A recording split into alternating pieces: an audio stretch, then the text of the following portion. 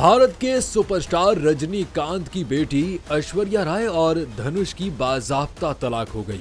जनूबी भारत के मारूफ तमिल अदाकार वेंकटेश प्रभु, कस्तूरी राजल मारूफ धनुष और फिल्मसाज ऐश्वर्या रजनीकांत के दरमियान बाज़ाब्ता तौर पर तलाक हो गई है, जिसकी मंजूरी चेन्नई के फैमिली वेलफेयर कोर्ट ने दी है।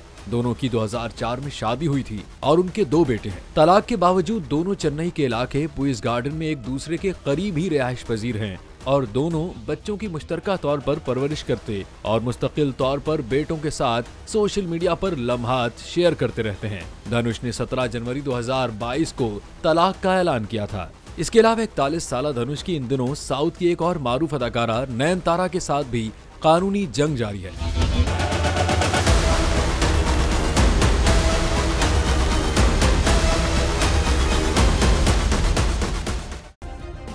सब्सक्राइब करें और बेल दबाएं ताकि कोई खबर रह न जाए।